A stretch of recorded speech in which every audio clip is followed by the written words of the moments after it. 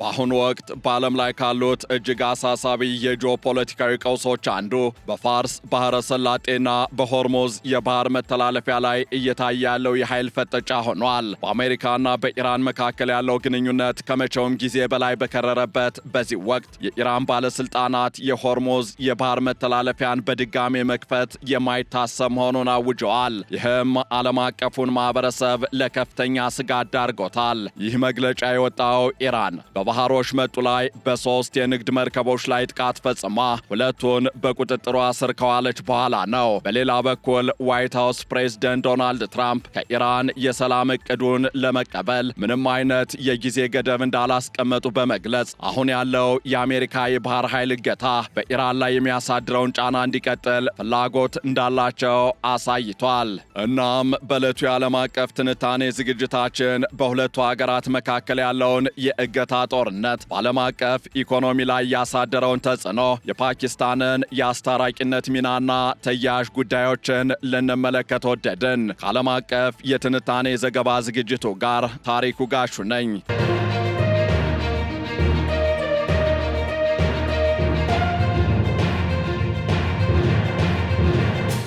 በመካከለኛው ምስራቅ ለሳምንታት የቀጠለው ውጥረት አሁን ወደ አዲስና አደገኛ ምዕራፍ መሸጋገሩ በግልጽ እየታየ ይገኛል። የዓለም እጅግ ወሳኝ የነዳጅ ማስተላለፊያ መስመር በሆነው በሆርሙዝ የባህሮች መጥ ላይ ኢራን የጣለችው እገዳና በትናንትናው ዕለት በሶስት መርከቦች ላይ የፈጸመችው ጥቃት ለዓለም ሰላምና ምጣኔ ሀብት ከፍተኛ ስጋትን ደቅኗል። ኢራን የሆርሙዝን የባህር መተላለፊያ መልሶ መክፈት የማይታሰብ ነው ስትል ስታውጅ፣ በሌላ በኩል ደግሞ ዋይት ሃውስ ፕሬዝደንት ዶናልድ ትራምፕ ለኢራን የሰላም ጥሪ ምላሽ የሚሰጡበትን የጊዜ ገደብ አለማስቀመጣቸውን ገልጿል። ይህ የዲፕሎማሲ ውዝግብና ወታደራዊ ፍጥጫ በሁለቱ ሀገራት መካከል ያለውን ግንኙነት ብቻ ሳይሆን የዓለምን ገበያና የጎረቤት ሀገራትን ሚና ጥያቄ ውስጥ ከቶታል። እንደ አውሮፓውያኑ የዘመን አቆጣጠር ፌብሩዋሪ 28 ጀምሮ የተቀሰቀሰው ጦርነት በአሁኑ ወቅት የእገዳዎች ጦርነት ወይም ዋር ኦፍ ብሎኬድስ ወደሚባል ደረጃ ተሸጋግሯል።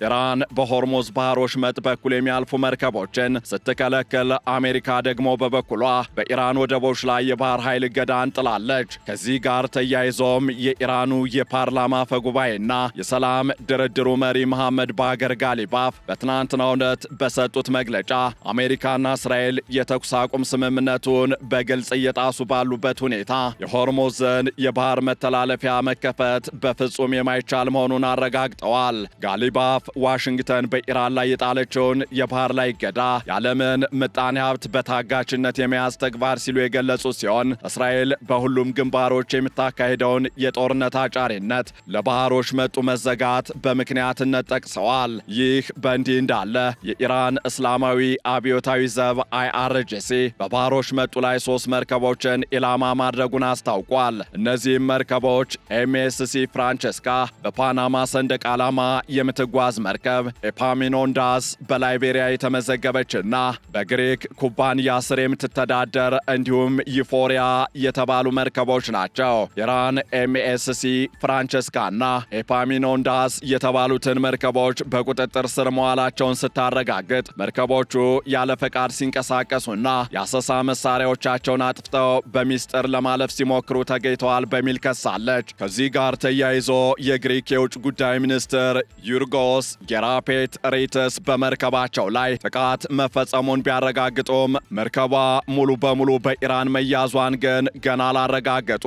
ዩፎሪያ የተባለችው የተባበሩት አረብ ኤሚሬቶች መርከብ ደግሞ በጥቃቱ ሳቢያ በኢራን ጠረፍ ላይ ተገትራ እንደምትገኝ ተዘግቧል። ይህ በኢራን በኩል የተወሰደው እርምጃ በአሜሪካ ላይ ያላትን ብርቱ ተቃውሞ የሚያመላክት ተደርጎ ተወስዷል። አሜሪካ ቀደም ሲል በህንድ ውቅያኖስ ላይ የኢራንን የነዳጅ ጫኝ መርከብ በኃይል መያዟ ይታወሳል። የሁለቱ ሀገራት ፍጥጫ አሁን ወደ አጸፋዊ እርምጃም የተቀየረ ይመስላል። ኢራን የሆርሙዝ የባህሮች መጥ መዝጋቷን እንደ ትልቅ የዲፕሎማሲ መደራደሪያ ካርድ እየተጠቀመችበት ትገኛለች። ከዚህ ጋር ተያይዞም የኢራኑ ፕሬዝደንት መሱድ ፔዚሽኪያን ሀገራቸው ለድርድር ዝግጁ መሆኗን ቢገልጹም የገቡትን ቃል ማጠፍ፣ እገዳና ማስፈራሪያ ለእውነተኛ ድርድር ዋና ዋና እንቅፋቶች ናቸው ሲሉ ተደምጠዋል። በሌላ በኩል ደግሞ ዋይት ሃውስ በፕሬዝደንት ዶናልድ ትራምፕ በኩል ያለውን አቋም ትናንት በገለጸበት ወቅት ፕሬዝደንቱ አሁን ባለው የባህር ላይ እገዳ ረክተዋል ብሏል። የዋይት ሃውስ የፕሬስ ሴክሬታሪ ካሮላይን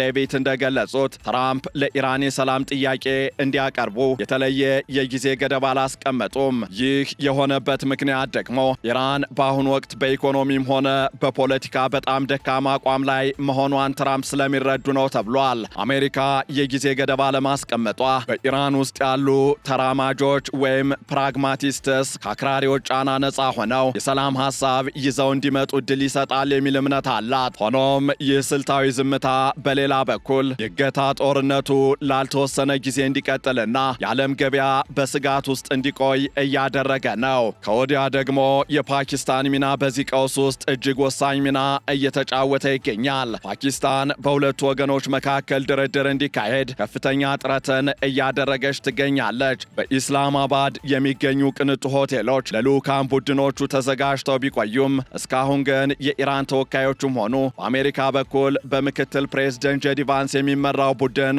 አልተገኙበትም። ፓኪስታን ይህንን አጋጣሚ ዓለም አቀፍ ዲፕሎማሲያዊ ብቃቷን ለማሳየት እየተጠቀመችበት ቢሆንም የተፈጠረው መዘግየት ግን ለኢስላማባድ ትልቅ ፈተናን ደቅኗል። የፓኪስታን ባለስልጣናት ኢራን ድርድሩን አልናቀችም፣ ነገር ግን በተፈጠረው ግራ መጋባት ሳቢያ አልመጡም በማለት ተስፋቸውን ገልጸዋል። የጠቅላይ ሚኒስትር ሸህባዝ ሻሪፍ መንግስት አሁንም ቢሆን ውይይቱ እንዲቀጥል ግፊት እያደረገ ይገኛል።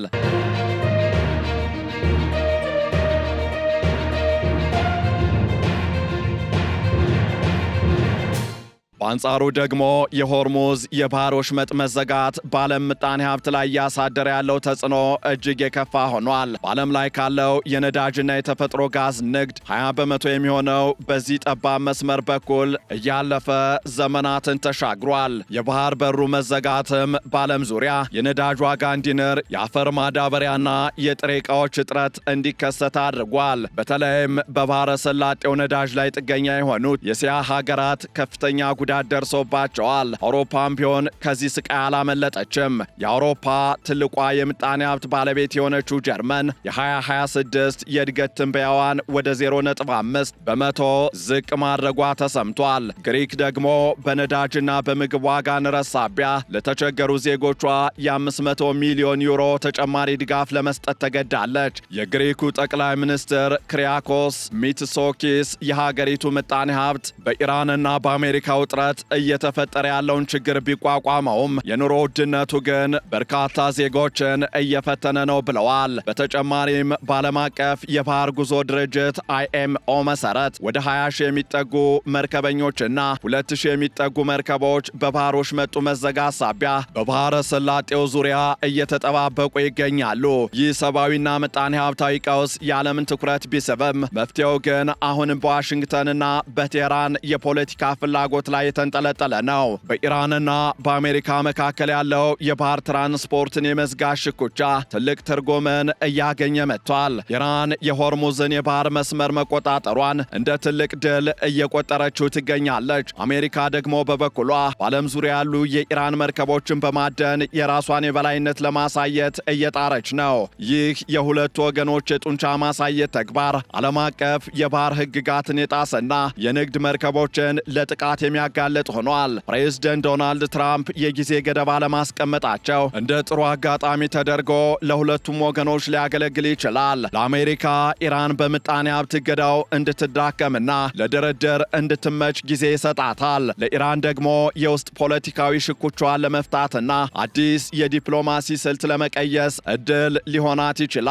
ሆኖም በፕሬዝደንት ዶናልድ ትራምፕ የሚሰጡት ተቃራኒ መግለጫዎች በአንድ በኩል ቦምብ ለመጣል ዝግጁ ነን ማለታቸው፣ በሌላ በኩል ደግሞ ድርድር ማድረግ ይቻላል ማለታቸው ኢራን በአሜሪካ ላይ ያላትን እምነት እንዲቀንስ አድርጎታል። ይህ ቀውስ ከኢራንና አሜሪካ ባለፈ ወደ ሊባኖስም ከተሻገረ ውሎ አድሯል። እስራኤልና የኢራን ታማኝ የሆነው ሂዝቦላህ በሊባኖስ ድንበር ላይ በከፈቱት ሁለተኛ ግንባር በመቶዎች የሚቆጠሩ ሰዎች ሕይወት ተቀጥፏል። በቅርቡ እስራኤል በፈጸመችው ጥቃትም አማል ካሊል የተባለች ጋዜጠኛን ጨምሮ ሲቪሎች መገደላቸው ውጥረቱን ይበልጥ አባብሶታል። ሂዝቦላህ ባጸፋው በእስራኤል ሰሜናዊ ክፍል ላይ ጥቃት መሰንዘሩም ተሰምቷል። ይህ በሊባኖስ በኩል ያለው ግጭት የኢራንን ትኩረትና አቅም የሚከፋፍል ቢሆንም በቀጠናው ያለውን አለመረጋጋት ግን አሳሳቢ ደረጃ ላይ አድርሶታል። በሌላ በኩል ደግሞ ከዚህ አስከፊ ቀውስ ለመውጣት ጥቂት አማራጮች እንዳሉ እየተገለጸ ይገኛል። አንደኛው በፓኪስታን በኩል የሚደረገውን ድርድር አጠናክሮ መቀጠልና ሁለቱም ወገኖች ያለምንም ቅድመ ሁኔታ ወደ ጠረጴዛው እንዲመጡ ግፊት ማድረግ ነው። ሁለተኛው አሜሪካ በኢራን ላይ የጣለችውን የባህር ላይ እገዳ በተወሰነ መልኩ በማላላት ለንግድ መርከቦች ሰብአዊ ኮሪደር መክፈት ነው። በምላሹም ኢራን የሆርሙዝ ባህሮች መጠን ለተወሰኑ የንግድ መርከቦች ክፍት እንድታደርግ ማድረግ ይቻላል። ሆኖም ይህ የሚሆነው በሁለቱ ሀገራት መካከል ያለው የመተማመን ደረጃ ሲጨምር ብቻ ነው። ፕሬዝደንት ዶናልድ ትራምፕ በቅርቡ ወደ ቻይና የሚያደርጉት ጉዞም ሌላው ወሳኝ ነጥብ ሊሆን ይችላል።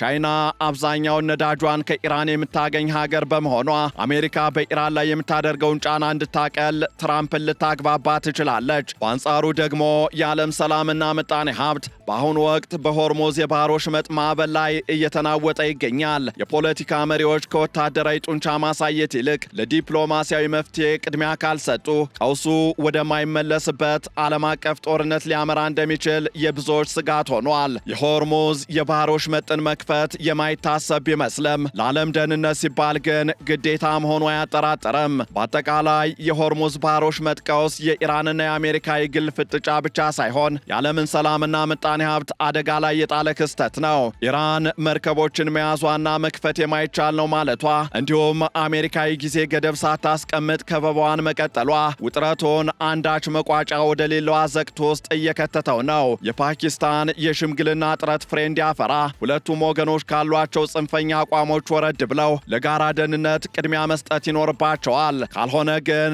ይህ የባህር ላይ ፍጥጫ ወደ ሰፊ ቀጠናዊ ጦርነት በማምራት ሊጠገን የማይችል የዓለም ምጣኔ ሀብት ውድቀትን ማስከተሉ አይቀሬ ይሆናል። የትራምፕ የጊዜ ገደብ አለማስቀመጥ ለዲፕሎማሲው የተሰጠ ተጨማሪ ሰዓት ይሁን ወይም የከበባውን ጫና ለማሳደግ የተነደፈ ወታደራዊ ስትራቴጂ ውጤቱ የሚታየው በሚቀጥሉት ጥቂት ቀናት በኢስላማባድ በሚኖረው የልዑካን ቡድን እንቅስቃሴ ይሆናል። በእነዚህ ቀናት ውስጥ የሚወሰዱ እርምጃዎችም የዓለምን የወደፊት ዕጣ ፈንታ የሚወስኑ መሆናቸው እየተጠበቀ ይገኛል። ይህንን ዓለም አቀፍ ትንታኔ ስናዘጋጅ ሲኤንኤን፣ ቢቢሲ፣ ሮይተርስ እንዲሁም ኤፒ ኒውስን በዋቢነት ተጠቅመናል።